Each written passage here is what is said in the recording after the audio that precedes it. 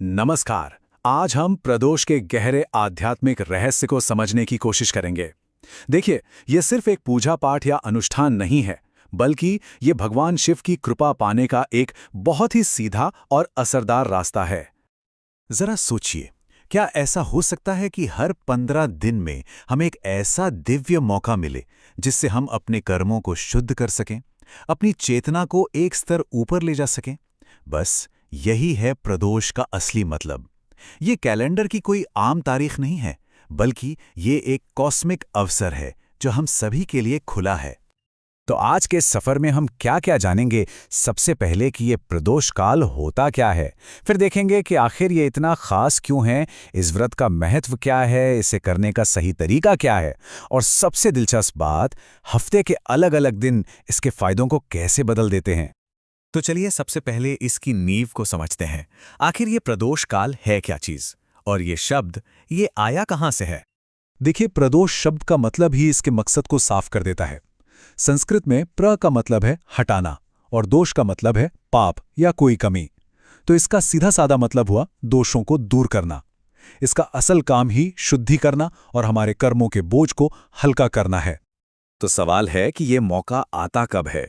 ये हर चंद्र महीने में 2 बार आता है।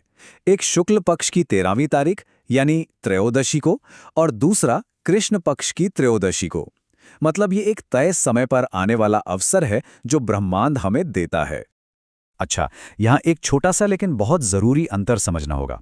2 चीजें हैं, प्रदोष काल और प्रदोष व्रत। देखिए, काल का मतलब है वो शुभ संध्या का समय जो रोज आता है, जब कॉस्मिक एनर्जी सबसे ज्यादा ग्रहणशील होती है। और व्रत क्या है? व्रत है वो खास पूजा और उपवास जो हम त्रयोदशी तिथि पर उसी काल के दौरान करते हैं, ताकि उस ऊर्जा का पूरा फायदा उठा सकें। तो ये समय इतना शक्तिशाली क्यों माना जाता है? इसका जवाब ना एक बहुत बड़ी पौराणिक कथा में छिपा हुआ है। स्कंद पुराण में बताया गया है कि जब समुद्र मंथन हुआ तो अमृत से पहले हलाहल विष निकला, इतना जहरीला कि पूरी सृष्टि का नाश कर सकता था। कोई उपाय नहीं सूझा। तब भगवान शिव ने उस विष को पीकर अपने गले में रोक लिया। लेकिन उस विष की जलन से महादेव व्याकुल हो उठे। उन्हें शांत करने के लिए त्रयोदशी की शाम को सभी देवताओं ने उनकी स्तुति की, उनसे प्रार्थना की।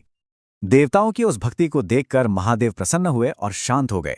बस वही पल, जब शिव अपनी सबसे ज्यादा दयालु और खुशहाल अवस्था में थे, वो समय हमेशा के लिए पवित्र हो गया और प्रदोष काल कहलाया। और यही वजह है कि इस समय को एक ऐसी दिव्य खिड़की माना जाता है जब भगवान शिव का दिल अपने भक्तों के लिए पूरी तरह खुला होता है। कहते हैं इस वक्त की गई प्रार्थनाएं बहुत आसानी से उन तक पहुंच जाती हैं। चलिए, अब ये समझते हैं कि अगर कोई ये व्रत रखता है तो उसे कौन-कौन से खास आध्यात्मिक फायदे मिल सकते हैं। शास्त्रों में साफ साफ लिखा है कि प्रदोष व्रत करने से हमारे कर्मों का बोझ हल्का होता है और मोक्ष का रास्ता खुलता है। पर सिर्फ आध्यात्मिक ही नहीं, इसके भौतिक लाभ भी हैं, जैसे अच्छी सेहत, घर में समृद्धि, मन को शांति, और जो दिल की इच्छाएं हैं वो भी पूरी होती हैं। तो क्यों? तो हम समझ गए। अब आते हैं कैसे पर। इस व्रत को करने का तरीका बहुत ही सरल है। इसकी प्रक्रिया काफी सीधी है। सुबह सुबह एक संकल्प के साथ दिन शुरू होता है। फिर दिन भर उपवास रखा जाता है अपनी क्षमता के हिसाब से। इसकी जो मुख्य पूजा है वो शाम को होती है, उसी प्रदोष काल में, और पूजा के बाद प्रसाद लेकर व्रत खोला जाता है। पूजा के लिए कुछ चीजें बहुत जरूरी हैं, जैसे शिव जी को बहुत प्रिय बेलपत्र और पंचामृत से उनका अभिषेक। मंत्रों में ओम नमः शिवाय का जाप सबसे आसान और सबसे शक्तिशाली है। और पता है, शास्त्रों में तो यहां तक कहा गया है कि अगर कुछ भी ना कर सके तो इस समय में शिव मंदिर में सिर्फ एक दिया जलाना भी बहुत पुण्य देता है। अच्छा, अब एक और दिलचस्प बात, प्रदोष व्रत जिस दिन पड़ता है ना, उस दिन के हिसाब से इसके फायदे और भी खास हो जाते हैं।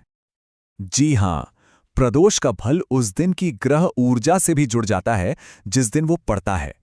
इनमें से 2 दिन सबसे ज्यादा महत्वपूर्ण माने जाते हैं। सोमवार को पड़ने वाला सोम प्रदोष और शनिवार को पड़ने वाला शनि प्रदोष।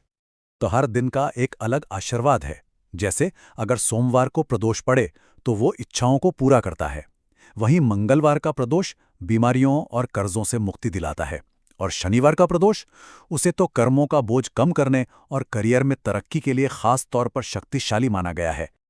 आखिर में, अगर हम प्रदोष के सार को समझें तो ये भगवान शिव का एक खुला निमंत्रण है, एक तरह का भरोसा कि मैं हमेशा तुम्हारे लिए यहां हूं, आओ बस थोड़ी देर मेरे साथ बैठो। तो क्या ये प्राचीन परंपरा हमारी आज की भाग-दौड़ भरी जिंदगी के लिए एक जरूरी आध्यात्मिक रीसेट बटन हो सकती है?